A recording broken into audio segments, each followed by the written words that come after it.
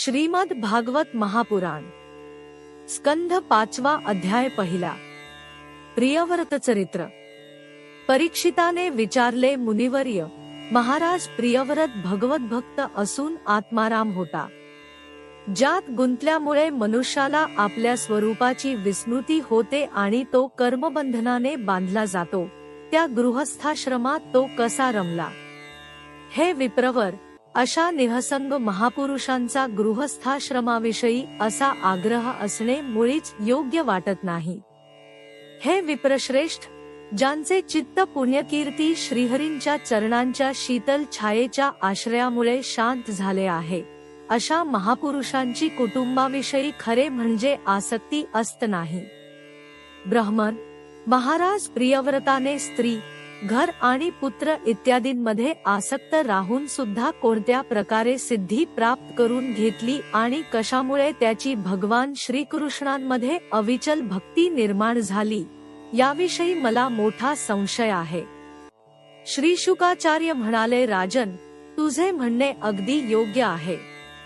ज्यांचे चित्त पवित्र कीर्ती श्रीहरींच्या चरणकमलमकरंदाच्या रसामध्ये डुंबत असते, ते कोणत्याही विघ्नांमुळे अडथळा आला तरी भगवद्भक्त परमहंसांना प्रिय भगवंतांचा कथाश्रवणरूपी कल्याणमय मार्ग सहसा सोडित नाही।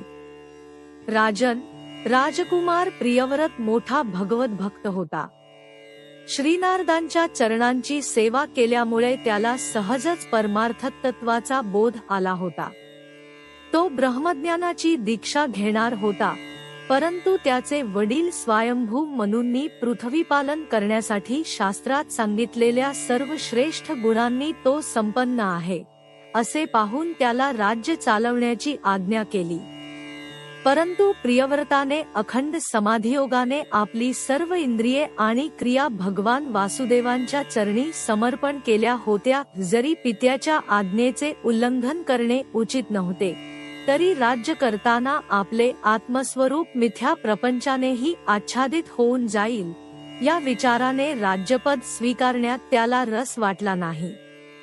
तेव्हा मनात नेहमी या गुणमय प्रपंचाच्या वाढीचाच विचार करणारे आणि त्यामुळेच सर्व जगाचे मनोगत जाणणारे आदिदेव स्वयंभू भगवान ब्रह्मदेव चारी वेद आणि मरीची इत्यादी आपल्या पार्षदांना बरोबर घेऊन सत्यलोकातून खाली उतरले। आकाशात ठिकठिकाणी विमानात बसलेले इंद्रादी मुख्य देव त्यांचे पूजन करीत होते। तसेच सिद्ध, गंधर्व, साध्य, चारण आणि मुनिजन यांचे समूह त्यांची स्तुती करीत होते। अशा प्रकारे ठिकठिकाणी आदरसत्कार स्वीकारीत ते चंद्राप्रमाणे गंधमादन पर्वताची खिंड प्रकाशित करीत प्रियव्रताजवळ येऊन पोहोचले। हंस हे वाहन पाहून देवर्षी नारद आपले पिता भगवान ब्रह्मदेव आलेले आहे हे जाणून स्वयंभू मनू आणि प्रियव्रतासह ताबडतोब उठून उभे राहिले आणि त्या सर्वांनी हात जोडून त्यांना नमस्कार केला। हे परीक्षिता, नारदांनी त्यांची पूजा केली आणि गोड शब्दांनी त्यांचे गुण, अवतार आणि मोठमोठे विजय यांचे वर्णन केले। तेव्हा आदिपुरुष भगवान ब्रह्मदेवांनी प्रियव्रताकडे मंद हास्ययुक्त दयार्द्र दृष्टीने पाहिले व म्हटले, श्री ब्रह्मदेव म्हणाले, पुत्रा, मी तुला सत्य सिद्धांत सांगतो, तो ऐक। अनाकलनीय लीला करणाऱ्या श्रीहरींच्या बाबतीत तू कोणत्याही प्रकारे दोषदृष्टीने पाहू नकोस। मी, महादेव, तुझे पिता स्वयंभू मनू आणि तुझे गुरु हे महर्षी नारद सुद्धा त्यांच्या अधीन राहून त्यांच्याच आज्ञेचे पालन करतात। त्यांची इच्छा कोणीही देहधारी तप, विद्या, योगबल, बुद्धिबल, अर्थशक्ती, धर्मशक्ती यांच्या जोरावर स्वतः किंवा कोण्या दुसऱ्याच्या सहाय्याने टाळू शकत नाही। सर्व जीवांना त्याच अव्यक्त ईश्वराने दिलेले शरीर जन्म, मरण, शोक, मोह, भय आणि सुखदुःखांचा भोग घेण्यासाठी तसेच कर्म करण्यासाठी नेहमी धारण करावे लागते। वत्सा, ज्याप्रमाणे नाकात वेसण घातलेला पशु मनुष्यांनी लादलेले ओझे वाहतो, त्याचप्रमाणे परमात्म्याच्या वेदवाणीरूप दोरीने गुण व कर्मे यात जखडलेले आम्ही सर्वजण त्यांच्याच इच्छेनुसार कर्मांनी त्यांची पूजा करीत राहतो। आमचे गुण आणि कर्म यानुसार प्रभूंनी आम्हांना ज्या योनीमध्ये जन्माला घातले आहे तिचा स्वीकार करून ते जसे आम्हांना ठेवतील त्यानुसार आम्ही सुख किंवा दुःख भोगीत राहतो। जसे एखाद्या आंधळ्याला डोळसाचे अनुकरण करावे लागते तसे आम्हांना त्यांच्या इच्छेनुसार करावे लागते। जसे मनुष्याला जाग आल्यावरही त्याला स्वप्नात अनुभवलेल्या पदार्थांचे स्मरण होते तसेच मुक्त पुरुष सुद्धा प्रारब्धाचा भोग भोगीत भगवंतांच्या इच्छेनुसार आपले शरीर धारण करतोच। पण या अवस्थेत मी पण नसल्यामुळे विषयवासनांच्या ज्या संस्कारांमुळे दुसरा जन्म होतो तो जन्म त्याला येत नाही। जो पुरुष इंद्रियांच्या अधीन असतो तो जंगलातून भ्रमण करीत राहिला तरी त्याला जन्मरणाचे भय असतेच, कारण जिंकलेले मन आणि इंद्रियरूपी 6 शत्रू त्याचा पिच्छा सोडित नाही। जो बुद्धिमान पुरुष इंद्रियांना जिंकून आपल्या आत्म्यातच रममाण होतो त्याचा गृहस्थाश्रम सुद्धा त्याचे काहीही बिघडवू शकत नाही। ज्याला या 6 शत्रूंना जिंकण्याची इच्छा असेल त्याने अगोदर घरात राहूनच त्यांना वश करण्याचा प्रयत्न करावा। किल्ल्यात सुरक्षित राहून युद्ध करणारा राजा आपल्या प्रबळ शत्रूंना जिंकतो आणि जेव्हा या शत्रूंचे सामर्थ्य अत्यंत क्षीण होते तेव्हा तो शहाणा राजा स्वतःच्या इच्छेनुसार वागू शकतो। श्री भगवंतांच्या चरणकमलांच्या कळ्यारूप किल्ल्यात राहून जरी तू या 6 शत्रूंना जिंकले आहेस तरी सुद्धा प्रथम त्या पुराण पुरुषाने दिलेल्या भोगांचा उपभोग घे आणि नंतर निःसंग होऊन आपल्या आत्मस्वरूपात स्थिर हो। श्री शुकाचार्य म्हणतात, त्रैलोक्याचे गुरु श्री ब्रह्मदेव जेव्हा असे म्हणाले तेव्हा स्वतःचे लहानपण लक्षात घेऊन परमभागवत प्रियव्रताने नम्रपणे मस्तक झुकवले आणि जशी आज्ञा असे म्हणून मोठ्या आदराने त्यांची आज्ञा शिरसावंद्य मानली। तेव्हा स्वयंभू मनूंनी प्रसन्न मनाने भगवान ब्रह्मदेवांची शास्त्रोक्त पूजा केली। नंतर ब्रह्मदेव मन आणि वाणीचा विषय नसलेल्या आपला आश्रय आणि सर्व व्यवहारांच्या पलीकडील अशा परब्रह्माचे चिंतन करीत आपल्या लोकी गेले। त्यावेळी प्रियव्रत आणि नारद सरळ मनाने त्यांचेकडे पाहत राहिले होते। ब्रह्मदेवांच्या कृपेने अशा रीतीने आपले मनोरथ पूर्ण झाल्यानंतर मनूंनी देवर्षी नारदांच्या आज्ञेनुसार संपूर्ण पृथ्वीच्या रक्षणाचा भार प्रियव्रतावर सोपविला आणि ते विषयरूपी विषारी जलाने भरलेल्या गृहस्थाश्रमरूपी दुस्तर जलाशयातील भोगेच्छांपासून परावृत्त झाले। भगवंतांच्या इच्छेने आता पृथ्वीपती महाराज प्रियव्रत राज्य करू लागला, जे संपूर्ण जगाला बंधनातून सोडविण्यास समर्थ आहेत। त्या आदिपुरुष भगवंतांच्या चरणयुगुलांचे निरंतर ध्यान करीत राहिल्याने जरी त्याचे रागद्वेषादी सर्व मळ नष्ट झाले होते आणि हृदय अत्यंत शुद्ध झाले होते तरी सुद्धा ज्येष्ठांचा मान राखण्यासाठी तो पृथ्वीचे राज्य करू लागला। त्यानंतर त्याने विश्वकर्मा प्रजापतीची कन्या बर्हिष्मतीशी विवाह केला। तिच्यापासून त्याला 10 पुत्र झाले। ते सर्वजण त्याच्याप्रमाणे शीलवान, गुणी, कर्मनिष्ठ, रूपवान आणि पराक्रमी होते। त्याला सर्वात लहान ऊर्जस्वती नावाची एक कन्याही झाली।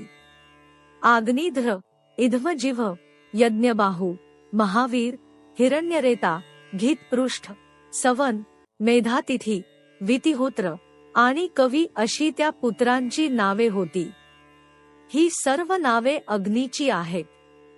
त्यांपैकी कवी, महावीर आणि सवन हे तिघे नैष्ठिक ब्रह्मचारी झाले। लहानपणापासूनच आत्मविद्येचा अभ्यास करीत त्यांनी शेवटी संन्यासाश्रम स्वीकारला।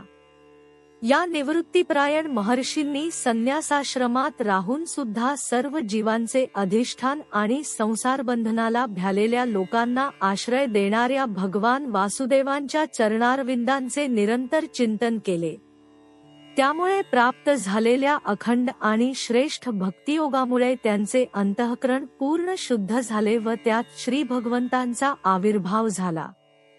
तेव्हा देहादी उपाधींची निवृत्ती झाल्याने त्यांचा आत्मा सर्व जीवांच्या आत्मभूत अंतरात्म्यामध्ये एकरूप झाला। प्रियव्रताच्या दुसऱ्या पत्नीकलाही उत्तम, ताम्स आणि रैवत असे 3 पुत्र झाले. ते आपापल्या नावांच्या मन्वंतरांचे अधिपती झाले. अशा प्रकारे कवी इत्यादी 3 पुत्र निवृत्तीप्रायण झाल्यानंतर महात्म्या राजा प्रियव्रताने 11 अर्बुद वर्षेपर्यंत पृथ्वीवर शासन केले. ज्या वेळी तो आपल्या अप्रतिबंध पराक्रमयुक्त हातांनी धनुष्याची दोरी ओढून टणत्कार करी, त्यावेळी भयभीत होऊन सर्व धर्मद्रोही लोक परागंद आहोत. प्राणप्रिय बर्हिष्मतीच्या दिवसेंदिवस वाढणाऱ्या आनंददायी स्त्रीसुलभ हावभाव, लाजरे मंद हास्ययुक्त कटाक्ष आणि मनोहर क्रीडा इत्यादींमुळे प्रियव्रत जणू विवेकहीन, आत्मविस्मृती झालेल्या माणसांप्रमाणे सर्व भोग भोगू लागला. एकदा त्याने पाहिले की भगवान सूर्य सुमेरू पर्वताची प्रदक्षिणा करीत असता पृथ्वीचा अर्धाच भाग प्रकाशात राहतो आणि अर्ध्या भागात अंधार असतो. तेव्हा त्याला हे आवडले नाही. तेव्हा भगवंतांच्या उपासनेमुळे अलौकिक प्रभावशाली अशा त्याने मी रात्रीचा सुद्धा दिवस करीन असे ठरवून सूर्याप्रमाणेच वेगवान व तेजस्वी रथात बसून दुसरा जणू सूर्यच अशा रीतीने सूर्याच्या पाठोपाठ पृथ्वीच्या 7 प्रदक्षिणा केल्या. त्यावेळी त्याच्या रथाच्या चाकांनी जे खड्डे पडले तेच 7 समुद्र झाले. त्यांपासून 7 द्वीपे बनली. त्यांची क्रमशः नावे जंबू, लक्ष, शाल्मली, कुश, क्रौंच, शाक आणि पुष्कर अशी आहेत. त्यांमध्ये पहिल्यापेक्षा नंतरच्या द्वीपांचा विस्तार दुप्पट आहे आणि ही समुद्राच्या बाहेरच्या भागात पृथ्वीच्या 4 बाजूंना पसरलेली आहेत. हे 7 समुद्र क्रमशः खारे पाणी, उसाचा रस, मदिरा, तूप, दूध, ताक आणि गोड्या पाण्याने भरलेले आहेत. हे 7ही समुद्र बेटांच्या खंदकांप्रमाणे आहेत आणि विस्ताराच्या बाबतीत आपल्या आतील द्वीपांच्या बरोबरीचे आहेत. त्यांपैकी एकेका समुद्राने क्रमशः वेगवेगळ्या 7 द्वीपांना बाहेरून वेढलेले आहे. बर्हिष्मती महाराज प्रियव्रताने आपल्याला अनुकूल असलेले आपले पुत्र आग्निध्र, इध्मजिव्ह, यज्ञबाहू, हिरण्यरेता, घितपृष्ठ, मेधातिथी आणि वितिहोत्र या एकेकांना क्रमशः वरील एकेका द्वीपाचा राजा बनविले. त्याने आपली कन्या ऊर्जस्वती हिचा विवाह शुक्राचार्यांशी करून दिला. तिच्यापासून शुक्रकन्या देवयानीचा जन्म झाला. राजन, ज्यांनी भगवत चरणारविंदांच्या धुळीच्या प्रभावाने शरीराच्या तहानभूक, शोकमोह आणि म्हातारपण मृत्यू या 6 विकारांना किंवा मनासहित 6 इंद्रियांना जिंकले आहे, त्या भगवत भक्तांचा असा पुरुषार्थ दिसणे ही काही आश्चर्याची गोष्ट नाही. कारण वर्णभिष्कृत पुरुष सुद्धा भगवंतांच्या नावाचा फक्त एक वेळ उच्चार केल्याने तत्काल संसार बंधनातून मुक्त होतो. अशा प्रकारे अतुलनीय बलपराक्रमाने युक्त असूनही महाराज प्रियव्रत एकदा देवर्षी नारदांच्या चरणांना शरण जाऊनही पुन्हा दैववशात प्राप्त झालेल्या प्रपंचात गुंतल्याने कष्टी झाला आणि मनोमन विरक्त होऊन म्हणू लागला, अरे रे, फार वाईट झाले. माझ्या इंद्रियांनी मला या अविद्याजनित विषम विषयरूप अंधार्यास विहिरीत ढकलले आहे. बस, पुरे झाले हे. मी तर पत्नींच्या हातातील खेळणे बनलो आहे. माझा धिक्कार असो असे म्हणून त्याने स्वतःलाच दोष दिला. परमाराध्य श्रीहरींच्या कृपेने त्याची विवेकशक्ती जागृत झाली. त्याने ही पृथ्वी आपल्याला अनुकूल असणाऱ्या पुत्रांना वाटून दिली आणि जिच्याबरोबर त्यांनी निरनिराळे भोग भोगले होते त्या आपल्या राणीला साम्राज्यलक्ष्मीसह मृतदेहाप्रमाणे सोडून दिले आणि हृदयात वैराग्य धारण करून भगवंतांच्या लीलांचे चिंतन करीत त्या प्रभावाने श्रीनारदांनी सांगितलेल्या उपदेशाप्रमाणे पुन्हा मार्गक्रमण सुरू केले. प्रियव्रताविषयी खालील लोकोक्ती प्रसिद्ध आहे. राजा प्रियव्रताने जी कर्मे केली ती सर्व शक्तिमान ईश्वराशिवाय दुसरा कोण करू शकेल. त्याने रात्रीचा अंधार नाहीसा करण्याचा प्रयत्न करीत आपल्या रथाच्या चाकांनी बनलेल्या खड्ड्यांपासून 7 समुद्र बनविले. प्राण्यांच्या सोयीसाठी द्वीपांच्या द्वारा पृथ्वीचे विभाग केले आणि प्रत्येक द्वीपामध्ये वेगवेगळ्या नद्या, पर्वत आणि वन इत्यादींनी त्यांच्या सीमा निश्चित केल्या. तो भगवद्भक्तांचा भक्त होता. त्याने पाताळलोक, देवलोक, मृत्यूलोक तसेच कर्म आणि योगशक्तीने प्राप्त झालेले ऐश्वर्य नरकतुल्य मानले. स्कंध 5 अध्याय 1 समाप्त. हरि ओम तत्सत.